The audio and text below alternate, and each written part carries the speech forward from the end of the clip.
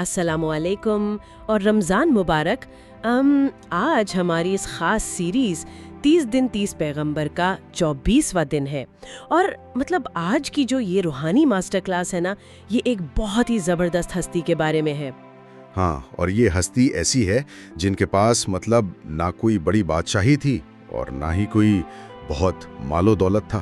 بالکل، نہ کوئی لشکر تھا ان کے پاس، لیکن پھر بھی ان کی حکمت اتنی گہری تھی کہ آسمانی کتابوں میں ان کے نام سے پوری ایک سورت منسوب ہے۔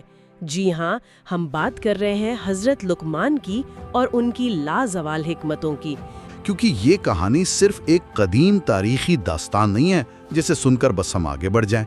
بالکل، اگر ہم اس کا روایتی اور فلسفیانہ جائزہ لیں تو آج کے اس شور و گل اور معلومات کے اس سیلاب سے بھرپور دور میں یہ ہمارے لیے ذہنی سکون حاصل کرنے کا ایک بہت ہی عملی خاکہ ہے۔ اصل میں یہی تو وہ بات ہے کہ اصل علم صرف کتابوں کے الفاظ رٹنے میں نہیں ہے، ہاں، بلکہ کائنات کو انتہائی خاموشی اور گہری توجہ سے دیکھنے اور سننے میں ہے۔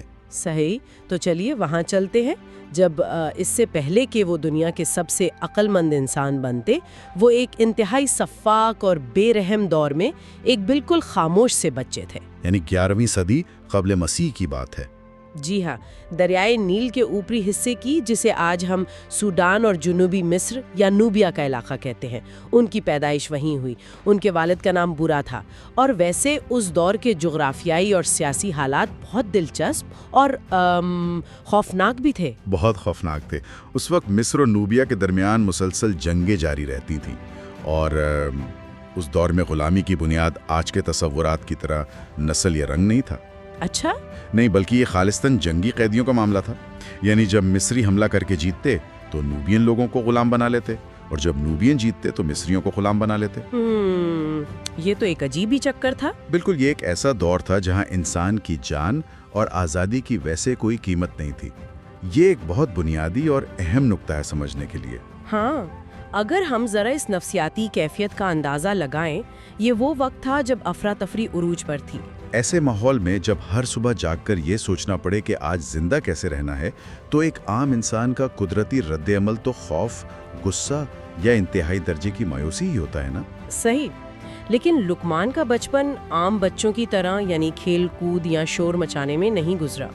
انہوں نے ابتدائی طور پر ایک چرواہا اور بعد میں ایک برہائی کے شاگرد کے طور پر کام کیا۔ اور پتہ ہے، یہیں سے ان کے اندر وہ صلاحیت بیدار ہوئی جو ان کی حکمت کی بنیاد بنی۔ میرا مطلب ہے سماعت یا سننے کی طاقت۔ یعنی انہوں نے بولنے، شکایت کرنے یا بس رو پیٹ کر وقت ضائع کرنے کے بجائے قدرت کو سننے پر توجہ دی۔ بالکل، جب دوسرے بچے کھیلتے یا لوگ اپنے روزمرہ کے کاموں کا شور مچا رہے ہوتے تو وہ گہری سوچ میں ڈوبے رہتے تھے۔ یہاں ایک چیز جو مجھے واقعی حیران کرتی ہے وہ یہ کہ جب وہ صرف 17 سال کے تھے تو انہیں پودوں کی زبان سمجھ آنے لگی تھی۔ ہاں، یہ ایک بہت ہی مشہور بات ہے ان کے بارے میں۔ کہا جاتا ہے کہ پودے انہیں بتاتے تھے کہ وہ کس بیماری کا علاج ہے، اور انہوں نے 770 مختلف بیماریوں کا علاج دریافت کر لیا تھا۔ لیکن ایک منٹ کے لیے رکتے ہیں۔ جی بتائیں۔ یہ سننے میں تو کسی جادوئی کہانی جیسا لگتا ہے نا؟ کیا واقعی پودے ان سے انسانوں کی طرح باتیں کرتے تھے؟ یہ کیسے ممکن ہے کہ ایک نوعمر لڑکا اتنی بڑی طبی کامیابیاں حاصل کر لے؟ دیکھیں، یہ بہت اچھا سوال ہے، اور اس کا جواب کسی جادو میں نہیں چھپا، بلکہ انتہائی درجے کے مشاہدے میں چھپا ہے۔ جب ہم لوگ کہتے ہیں کہ پودے باتیں کرتے تھے تو اس کا مطلب یہ نہیں کہ ان کے منہ تھے اور وہ الفاظ بولتے تھے۔ ہاں، ظاہر ہے۔ یہ دراصل قدرت کے ساتھ ایک گہرے خاموش رابطے کا نتیجہ تھا۔ اگر ہم سوچیں، جب کوئی ایک چرواہے کے طور پر برسوں تک خاموشی سے جنگلوں اور میدانوں میں وقت گزارتا ہے تو اس کی نظر ہر چھوٹی چیز پر ہوتی ہے۔ صحیح۔ وہ دیکھتا ہے کہ جب کوئی بکری یا بھیڑ بیمار ہوتی ہے تو وہ کون سے مخصوص پتے کھاتی ہے۔ وہ مٹی کی سخت، موسموں کے بدلنے اور مختلف جڑی بوٹیوں کے رنگوں کا مطالعہ کرتا ہے۔ یعنی ٹرائل اینڈ ایرر۔ بالکل، ٹرائل اینڈ ایرر۔ کئی سالوں کے اس عمل اور گہری توجہ نے ان کے اندر وہ وجدان یعنی انٹیوشن پیدا کر دیا تھا کہ وہ کسی پودے کو دیکھ کر ہی اس کی کیمیائی خصوصیات کا اندازہ لگا لیتے تھے۔ کیا بات ہے! یہی وہ سائنسی بنیاد تھی جسے بعد میں لوگوں نے حیرت سے پودوں کی زبان کا نام دے دیا۔ کمال ہے، یعنی یہ کوئی جادو نہیں تھا بلکہ ایک ایسی فوکس توجہ تھی جو آج کے دور میں شاید ہم کھو چکے ہیں۔ صحیح کہا آپ نے۔ اور اسی مشاہدے نے انہیں ان کی پہلی آزادی بھی دلوائی۔ ان کی غلامی سے آزادی کا جو واقعہ ہے نا، وہ انسانی نفسیات کا ایک شاہکار ہے۔ ایک بار ان کے مالک نے ان سے کہا کہ جاؤ اور ایک بکری ذبح کر کے اس کے جسم کا سب سے بہترین حصہ لے کر آؤ۔ تو وہ بکری کا دل اور زبان لے کر آئے۔ اور مالک ضرور حیران ہوا ہوگا۔ بہت حیران ہوا۔ پھر کچھ دن بعد مالک نے ان کا امتحان لینے کے لیے کہا کہ اب جاؤ اور سب سے بدترین گوشت لے کر آؤ۔ اور پتہ ہے وہ کیا لائے؟ پھر سے دل اور زبان؟ جی بالکل، وہ دوبارہ دل اور زبان ہی لے کر آئے۔ اور جب مالک نے غصے اور الجھن کے ساتھ اس کی وجہ کیوں کہ پوچھی ہوگی، تو اس نوجوان نے جو جواب دیا وہ آج بھی انسانی تعلقات اور نفسیات کا سب سے بڑا سچ ہے۔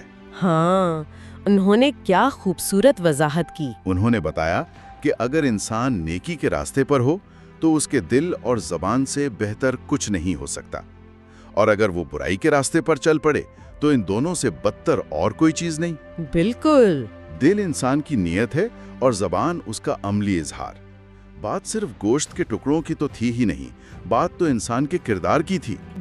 اس وقت کے جو بادشاہ تھے، فلسفی اور پڑھے لکھے لوگ جو بڑے بڑے محلوں میں بیٹھے تھے، وہ یہ بات نہیں سمجھ سکے جو ایک نوجوان غلام نے سمجھ لی۔ یہاں سب سے اہم نقطہ یہی تو ہے، حکمت کا تعلق کبھی بھی محلوں، ریشمی لباسوں یا کتابوں کے ڈھیر سے ہوتا ہی نہیں ہے۔ جب انسان کٹھن حالات میں ہوتا ہے، جب اس کے پاس کھونے کو کچھ نہیں ہوتا، تب وہ اپنے ارد گرد کی دنیا کو ایک بالکل مختلف اور حقیقت پسندانہ زاویے سے دیکھتا ہے۔ صحیح۔ لقمان کے پاس معاشرے میں بولنے کا تو اختیار تھا نہیں، وہ ایک غلام تھے، تو انہوں نے انسانوں کا مشاہدہ کرنا شروع کر دیا۔ غلامی نے دراصل ان کی انا یعنی ایگو کو کچل دیا تھا۔ اور اصول یہ ہے کہ جب انا ختم ہو جاتی ہے تو انسان کے اندر سے یہ ضد بھی نکل جاتی ہے کہ میں ہی صحیح ہوں۔ بالکل، اور تبھی فطرت کی سچائیوں کو قبول کرنے کی جگہ بنتی ہے ذہن میں۔ مالک بھی اس گہری بصیرت سے اتنا متاثر ہوا کہ اس نے فوراً انہیں آزاد کر دیا۔ لیکن دیکھیں، کہانی یہاں ختم تو نہیں ہوتی۔ آزادی ملنے کا مطلب یہ بالکل نہیں تھا کہ ان کی زندگی آسان ہو گئی۔ ہاں، اکثر ہم یہی سمجھتے ہیں۔ ہم تو یہی سوچتے ہیں نا کہ ایک بار کامیابی مل جائے تو بس سب ٹھیک ہو جائے گا، لیکن حقیقت میں آزادی اور اس کے بعد بڑھتی ہوئی شہرت نے انہیں ایک بالکل نئے اور خطرناک امتحان میں ڈال دیا۔ یعنی جب انہوں نے آزادی کے بعد مصر کا سفر کیا اور وہاں ان کی شہرت پھیلی۔ جی، وہاں بطور طبیب اور حکیم ان کی شہرت دور دور تک پھیل گئی۔ لوگ ان کے پاس لاعلاج بیماریوں کے علاج کے لیے آنے لگے۔ لیکن پھر وہی ہوا جو اکثر معاشرے میں کامیاب لوگوں کے ساتھ ہوتا ہے۔ حسد۔ بالکل، مقامی جادوگروں اور ان جعلی عاملوں کو حسد ہونے لگا جو لوگوں کو دھوکہ دے کر پیسے کماتے تھے۔ انہوں نے مل کر لقمان کے خلاف سازش کی، ان پر جھوٹے الزامات لگائے اور انہیں فرعون کے دور میں کئی سالوں کے لیے قید خانے میں ڈال دیا۔ یہ تو بالکل ویسے ہی ہے جیسے ہم حضرت یوسف علیہ السلام کے واقعے میں دیکھتے ہیں۔ ہاں، وہی حالات تھے۔ یہ ان کی زندگی کا ایک اور انتہائی کٹھن مرحلہ تھا۔ یہاں ہم دیکھتے ہیں کہ معاشرے کے وہ لوگ جو طاقت، خوف یا جھوٹ کے زور پر اپنا کاروبار چلاتے ہیں، وہ ہمیشہ سچائی اور خالص علم سے خوفزدہ ہوتے ہیں۔ صحیح بات ہے۔ لقمان کا علم تو ان جعلی جادوگروں کے لیے ایک بڑا خطرہ تھا نا۔ اب ذرا قید خانے کی نفسیات پر غور کریں۔ قید خانے کی تاریکی اور تنہائی یا تو انسان کو پاگل کر دیتی ہے، وہ شدید غصے میں آ کر دنیا سے نفرت کرنے لگتا ہے، یا پھر وہ تنہائی اسے کندن بنا دیتی ہے۔ اور لقمان نے مایوسی کے بجائے صبر کو چنا۔ میں تو اگر خود کو اس صورتحال میں رکھ کر سوچوں تو مجھے تو شدید غصہ آئے۔ ظاہر ہے کسی کو بھی آئے گا۔ یہ تو سیدھا آج کے کینسر کلچر یا بدترین پروفیشنل جیلسی کی قدیم شکل نظر آتی ہے۔ ذرا سوچئے، کوئی لوگوں کی بھلائی کا کام کر رہا ہو، بیماریاں دور کر رہا ہو، اور بدلے میں اسی کی فیلڈ کے لوگ حسد میں آ کر اس کی ساخت تباہ کر دیں اور جیل میں ڈلوا دیں۔ بالکل، ایسے میں تو انسان کا انسانیت سے ہی بھروسہ اٹھ جاتا ہے۔ تو انہوں نے وہ قید کا لمبا وقت کیسے گزارا ہوگا؟ دیکھیں، عام انسان یقیناً اسی طرح سوچتا ہے کہ وہ اندر ہی اندر جلنے لگتا ہے، لیکن اگر ہم اسے وسیع تناظر میں دیکھیں تو یہ قدرت کی طرف سے ان کی روح کی مزید تربیت کا مرحلہ تھا۔ اچھا۔ مشہور روحانی مفکر مولانا رومی نے اس بارے میں کیا خوبصورت بات کہی ہے کہ لقمان کو 2 بار پکایا گیا۔ واہ! یعنی انہیں 2 بار کٹھن ترین آزمائشوں کی بھٹی سے گزارا گیا۔ पहली बार गुलामी की भट्टी जिसने उनके जिस्म से अना निकाली और दूसरी बार कैद खाने की भट्टी जिसने उनकी रूह को पुख्ता किया। यानी उन्होंने वहाँ भी अपना काम नहीं छोड़ा। बिल्कुल नहीं, वो वहाँ मौजूद कैदियों का इलाज करते, उनकी नफ्सियाती उलझनें सुनते, इबादत करते और अपने इल्म को मजीद गहरा करते थे। यही वो मुकाम है जहाँ आम इंसान टूट जाता है, लेकिन हिकमत वाले निखर कर बाहर आते हैं। और वाकई वो निखर कर बाहर आए। जब वो इस कैद खाने की तारीकी और जब्र से आज़ाद होकर निकले तो उन्होंने शुमाल का रुख किया और चलते चलते फ़लस्तीन की सरजमीन पर पहुंचे, जिसे एक नया आगाज कह सकते हैं। जी। और तारीख के मुख्तलिफ हवालों से पता चलता है कि उन्होंने 700 से 1000 साल तक की गैर मामूली तवील उम्र पाई। कदीम ज़मानों में ऐसी उम्रों का जिक्र हमें वाकई मिलता है। फ़लस्तीन में क़याम के दौरान उनकी मुलाकात एक ऐसी हस्ती से हुई जो उन्हीं की तरह एक रूहानी बुलंदी पर थी, और वो हस्ती थी हज़रत दाऊद अलैहिस्सलाम। ये तारीख का वो मोड़ है जो इक़्तिदार और हिकमत का एक हसीन इम्तजाज पेश करता है। एक तरफ हज़रत दाऊद हैं जिन्हें नबूवत के साथ साथ एक अजीम व शान बादशाहत भी मिली थी, और दूसरी तरफ लुक़मान हैं जिनके पास कोई मादी ताकत तो नहीं थी लेकिन उन्हें बेपनाह हिकमत अता की गई थी। सही, इन दोनों जब मिले तो लुक़मान हज़रत दाऊद की मजलिसों में बाकायदगी से बैठने लगे और वक्त के साथ साथ उनके इंतहाई करीबी और काबिल एतमाद मददगार बन गए। इन दोनों का एक वाक़या तो बहुत ही मशहूर और सीखने के लायक है। हम सब जानते हैं कि हज़रत दाऊद अलैहिस्सलाम को ये मौजज़ा मिला हुआ था कि लोहा उनके हाथों में माम या आटे की तरह नरम हो जाता था। बिल्कुल। और वो उसे कोई भी शक्ल दे सकते थे। एक दिन लुक़मान उनके कमरे में गए तो देखा कि हज़रत दाऊद लोहे की अंगूठियों को आपस में जोड़कर कुछ बना रहे हैं। दरअसल वो लोहे की ज़िरा बख्तर यानी आर्मर बना रहे थे, जो उससे पहले शायद किसी ने इस तरह नहीं देखी थी। हाँ, ये ज़िरा की इजाद का वक्त था। अब मुझे ईमानदारी से बताएं, अगर मेरे या किसी के सामने भी कोई इंसान लोहे को नंगे हाथों से मोड़कर कुछ अजूबा बना रहा हो तो हम तो 100 सवाल पूछेंगे ना। जाहिर है, ये क्या है, ये कैसे हो रहा है, हाँ, इसका क्या फायदा है। लेकिन लुक़मान ने ऐसा कुछ नहीं किया। उन्होंने अपने अंदर के उस बेताब और मुतजस्सिस इंसान को रोका। वो खामोशी और सब्र से घंटों बैठे, सिर्फ देखते रहे कि लोहा कैसे शक्ल इख्तियार कर रहा है। और यही वो मुकाम है जो उन्हें महज एक अक्लमंद इंसान से बढ़कर एक हकीम का दर्जा देता है। एक आम इंसान का जहन हर खाली जगह को फौरन सवालात से भरना चाहता है, क्योंकि हम बेयकीनी से डरते हैं। सही कहा। लेकिन लुक़मान का सब्र देखें, उन्होंने इंतज़ार किया। जब ज़िरा मुकम्मल तौर पर तैयार हो गई और हज़रत दाऊद ने उसे खुद पहनकर बताया कि देखो ये जंग में जिस्म का कैसा बेहतरीन दिफा करेगी, तो लुक़मान को बिना कोई सवाल पूछे अपने हर तजस्सुस का जवाब मिल गया। वाह। उस वक्त उन्होंने मुस्कुराकर अपना वो मशहूर मकूला कहा था, खामोशी हिकमत है लेकिन बहुत कम लोग इसे अपनाते हैं। कमाल बात है। इसी खामोशी और गहरे सुकून को देखकर एक बार हज़रत दाऊद ने उनसे पूछा कि आपने ये बुलंद मुकाम और ये नाकाबिले यकीनी ज़हनी सुकून कैसे पाया? और उनका जवाब कितना सादा था। बहुत सादा। उन्होंने 3 बुनियादी उसूल बताए थे। 1, मैंने कभी झूठ नहीं बोला। 2, कभी अमानत में खयानत नहीं की। और 3, बेमकसद और गैर मुताल्लिका बातों से खुद को हमेशा दूर रखा। अगर हम जरा इस तीसरे उसूल की गहराई पर गौर करें, बेमकसद और गैर मुताल्लिका बातों से खुद को दूर रखना, आज के दौर में हमारा आधे से ज्यादा वक्त, हमारी जहनी तवानाई और हमारे जज्बात उन चीजों पर जाया होते हैं जिनका हमसे बराह रास्त कोई ताल्लुक ही नहीं होता। बिल्कुल। फलां ने क्या कहा, वहाँ क्या हो रहा है, उसकी जिंदगी में क्या चल रहा है, ये सब गैर मुताल्लिका बातें हैं। ये जानने से कहीं ज्यादा कि क्या बोलना है और कैसे बोलना है, ये जानना जरूरी है कि कब खामोश रहना है और किन चीजों से लाताल्लुक रहना है। और लुक़मान इस फन के माहिर थे। बिलाशुबा। और इस फन की, इस ज़ब्त की सबसे बड़ी आजमाइश तो उस वक्त हुई जब फ़लस्तीन के बाद उन्होंने एनाटोलिया की तरफ सफ़र किया, जिसे आज हम टर्की का शहर अदाना या मिस्र कहते हैं। हाँ, ये वाकया भी उनकी जिंदगी का एक बड़ा हिस्सा है। वहाँ पहुँचकर किस्मत या कुदरत ने उनके साथ एक और इंतहाई अजीब खेल खेला। वो एक बाजार में जड़ी बूटियां तलाश कर रहे थे कि अचानक एक अमीर आदमी ने पीछे से आकर उन्हें बाजू से पकड़ लिया। अच्छा। हुआ यूं कि उस आदमी का एक हबशी गुलाम भाग गया था और उसने रंगत और जसामत की मुशाबहत की वजह से लुक़मान को अपना भागा हुआ गुलाम समझ लिया और गुस्से में जबरदस्ती अपने घर ले गया। ये तो बहुत परेशान कुन था। نہیں، 1 منٹ رکیں، یہ بات ہضم کرنا تھوڑی مشکل ہے نا۔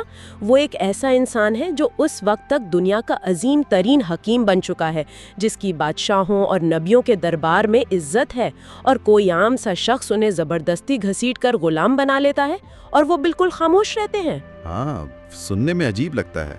انہوں نے کوئی مزاحمت نہیں کی۔ وہ یہ تو چلا سکتے تھے نا کہ تمہیں معلوم بھی ہے میں کون ہوں، میرا تعلق حضرت داؤد کے دربار سے ہے، لیکن انہوں نے ایسا کچھ نہیں کیا۔ کیوں؟ یہ تو ایک طرح کی بزدلی یا بے بسی لگتی ہے مجھے۔ دیکھیں، بظاہر یہ بزدلی لگتی ہے، لیکن نفسیات اور تصوف کی دنیا میں اسے انا کی موت یا ایگو ڈیتھ کا اعلیٰ ترین مقام کہا جاتا ہے۔ ہم لوگ آج کل اپنے نام، اپنے عہدوں اور اپنے مرتبے کے قیدی بن چکے ہیں۔ صحیح بات ہے۔ اگر کوئی ہمیں ہمارے عہدے سے کم پر پکارے تو ہمیں فوراً غصہ آ جاتا ہے۔ ہم سوشل میڈیا پر لمبی چوڑی پوسٹیں لگا دیتے ہیں، لیکن جب انسان کے اندر سے یہ احساس بالکل نکل جائے کہ میں کچھ ہوں، تو اسے کسی کی غلط فہمی پر غصہ نہیں آتا۔ یعنی انہیں خود کو ثابت کرنے کی ضرورت ہی نہیں تھی۔ بالکل۔ لقمان جانتے تھے کہ وہ کون ہیں۔ انہیں اس امیر آدمی کی تصدیق کی ضرورت نہیں تھی۔ انہوں نے اس تیسری غلامی کو بھی ایک تجربے اور مشاہدے کے طور پر لیا۔ وہ جانتے تھے کہ سچائی کا ایک وقت مقرر ہے، وہ خود کو ثابت کر دے گی۔ اور پھر وہی ہوا؟ جی، واقعی کچھ عرصے بعد مالک کو خود ہی اپنی غلطی کا شدت سے احساس ہو گیا، اور اس نے انتہائی شرمندگی کے ساتھ انہیں آزاد کر دیا۔ کیا کمال کا نفسیاتی ضبط تھا! اور اسی صبر اور گہرے مشاہدے نے انہیں قدرت کے ان رازوں تک پہنچایا جو وہ اناٹولیا کے ان سرسبز اور زرخیز علاقوں میں تلاش کر رہے تھے۔ اصل میں وہ جوانی کا امرت، یعنی ایلکسر آف یوتھ یا طویل عمری کے آخری راز کی تلاش میں تھے۔ میڈسیز کے علاقے کی بات ہے یہ۔ ایک دن وہ ایک پل کے قریب بیٹھے تھے، اور چونکہ ان کی توجہ اور وجدان اپنے عروج پر تھا، تو انہوں نے گھاس کے درمیان سے ایک نامعلوم پودے کی ایک طرح سے سرگوشی سنی۔ اس پودے کی خصوصیت ان پر عیاں ہوئیں، گویا اس پودے نے کہا کہ جس امرت اور شفا کی تمہیں تلاش ہے وہ میرے اندر ہے۔ روایت بتاتی ہیں کہ لقمان نے فوراً اس پودے کی خصوصیات کا بغور جائزہ لیا، اس سے بننے والی دوا کا سارا طریقہ، اجزاء اور فارمولا اپنی ایک خاص ڈائری میں لکھ لیا۔ ہاں، یہ بڑا اہم حصہ ہے۔ یہ وہ فارمولا تھا جس کے بارے میں کہا جاتا ہے کہ شاید اس سے انسان کے خلیات یعنی سیلز بوڑھے ہونا بند ہو جاتے اور وہ کبھی موت کا شکار نہ ہوتا۔ لیکن پھر جو ہوا وہ کسی سسپینس فلم کے منظر سے کم نہیں تھا۔ وہ انتہائی خوشی اور اطمینان کے ساتھ وہ ڈائری لے کر مسیز کے پل پر سے گزر رہے تھے کہ اچانک ہوا کا ایک انتہائی تیز اور غیر متوقع جھونکا آیا، اور ڈائری ہاتھ سے پھسل گئی۔ جی، ڈائری ان کے ہاتھ سے پھسلی اور سیدھا ندی کی تیز لہروں کے نظر ہو گئی۔ وہ سب کچھ پانی میں بہہ گیا۔ انہوں نے فوراً نیچے جا کر تلاش کیا، لیکن ندی کے کنارے سے صرف ایک آدھا پھٹا ہوا ورق، ایک صفحہ باقی ملا۔ صرف ایک ورق؟ صرف ایک ورق۔ اور کہا جاتا ہے کہ آج کے دور میں دنیا بھر میں ہربل میڈیسن یا علم طب کی جتنی بھی ترقی ہے وہ اسی ایک بچے ہوئے صفحے کی بنیاد پر ہے۔ مجھے سوچ کر حیرت ہوتی ہے کہ اگر وہ پوری ڈائری بچ جاتی تو کیا ہوتا؟ یہ تو حیرت والی بات ہے۔ قدرت نے اتنی محنت کے بعد وہ ڈائری پانی میں کیوں بہا دیا آخر؟ دیکھیں، یہ واقعہ ہمیں قدرت کے ایک انتہائی گہرے فلسفے اور قانون کی طرف اشارہ کرتا ہے۔ انسان کو شفا کا علم تو دیا گیا، جس کی بنیاد پر وہ ایک صفحہ پوری دنیا کی طب کا محور بن گیا، لیکن موت پر قابو پانا یا ہمیشہ کی جوانی قدرت کو خود منظور نہیں تھی۔ ہاں، واقعی۔ اگر انسان کبھی نہ مرتا تو اس دنیا کا سارا نظام، ساری جد و جہد اور زندگی کی اہمیت ہی ختم ہو جاتی۔ موت ہی تو وہ حقیقت ہے جو زندگی کو قیمتی بناتی ہے۔ بالکل صحیح۔ حتمی امرت کو ہوا اور پانی نے واپس قدرت کے حوالے کر دیا، یہ بتانے کے لیے کہ انسان کا کام کوشش کرنا ہے، لیکن کائنات کے کچھ آخری رازوں پر قدرت کی ہی اجارہ داری رہے گی۔ کیا خوبصورت بات کی آپ نے۔ وہ ڈائری اور وہ امرت کا فارمولا تو بے شک ندی کی لہروں میں بہہ گیا، لیکن خوش قسمتی سے ان کی زبانی کہی گئی جو حکمت تھی وہ نسل در نسل ہم تک پہنچی ہے، اور ان کی یہ باتیں جو انہوں نے ہزاروں سال پہلے کہیں وہ آج کی ماڈرن روزمرہ زندگی کے لیے ایک بہترین لائف ہیک ہے۔ بے شک۔ مثال کے طور پر انہوں نے اپنے بیٹے کو ایک بار جو نصیحت کی وہ سنے۔ انہوں نے کہا، بیٹے زندگی میں 3 کام ضرور کرنا، ہمیشہ بہترین کھانا کھانا، بہترین بستر پر سونا اور دنیا کے سب سے عالی شان محل میں رہنا۔ تو بیٹا بھی تو حیران ہوا ہوگا نا؟ بالکل، بیٹا حیران ہو کر بولا، بابا ہم تو عام سے غریب لوگ ہیں، میں یہ سب کیسے کر سکتا ہوں؟ تو انہوں نے جو جواب دیا وہ انسان کے زاویے یعنی پرسپیکٹو کو پوری طرح بدل کر رکھ دیتا ہے۔ جی، انہوں نے فرمایا کہ بیٹے جب تمہیں سچی اور کراکائی کی بھوک لگے تبھی کھانا کھانا، تو وہ روکھی سوکھی روٹی بھی تمہیں دنیا کا بہترین اور لذیذ ترین کھانا لگے گی۔ واہ! جب دن بھر خوب محنت کر کے پسینہ بہا کر تھک کر سوگے تو زمین کا پتھر بھی تمہیں دنیا کا بہترین اور نرم بستر لگے گا۔ اور تیسری بات، لوگوں کے ساتھ اتنا اچھا، مہربان اور سچا سلوک کرو کہ تم ان کے دلوں میں رہنے لگو۔ کیا بات ہے! تو سمجھو تم دنیا کے سب سے قیمتی اور عالی شان محل میں رہ رہے ہو۔ یعنی انہوں نے مادی چیزوں کو اندرونی سکون سے جوڑ دیا تھا۔ یہ واقعی کمال ہے، اور ان کے صحت کے اصول تو آج کی ماڈرن میڈیسن سے بھی بالکل میل کھاتے ہیں۔ انہوں نے جو بنیادی اصول بتائے ان میں شامل تھا کہ رات کو وقت پر سونا اور دن میں جلدی جاگنا۔ ہاں، یہ تو سب سے بیسک اور اہم ہے۔ اور اس کے علاوہ پیشاب کو کبھی نہ روکنا، کیونکہ یہ جسم میں زہر پھیلاتا ہے۔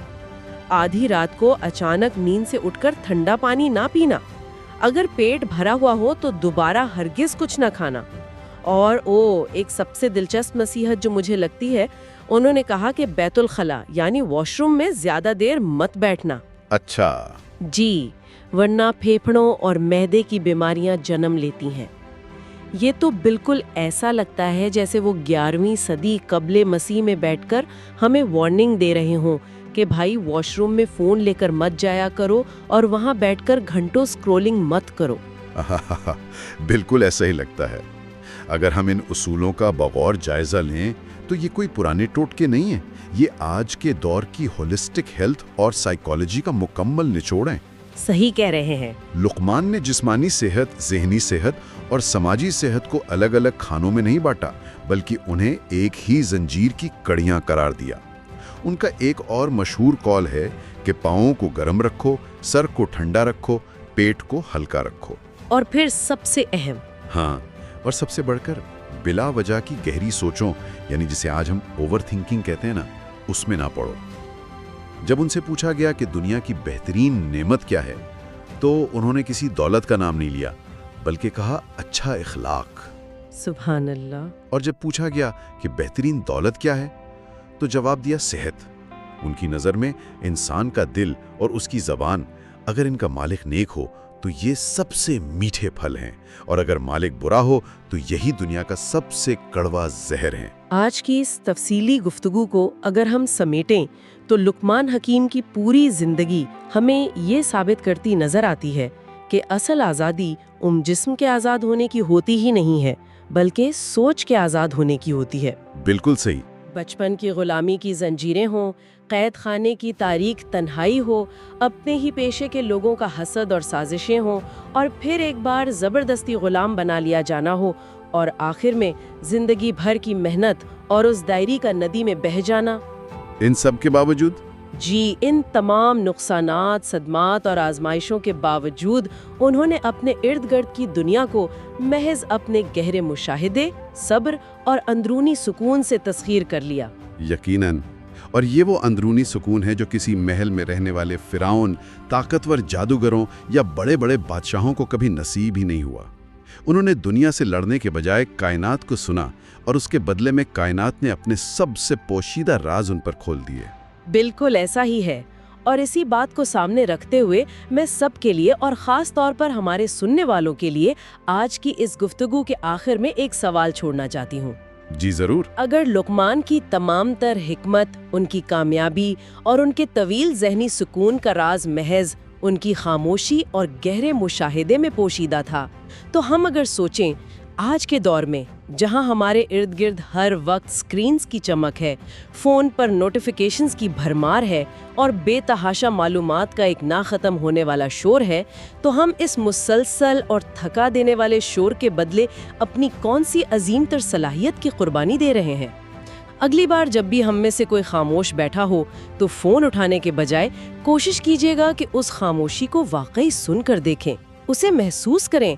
کون جانتا ہے، شاید قدرت کا کوئی نیا راز اسی خاموشی میں چھپا ہو۔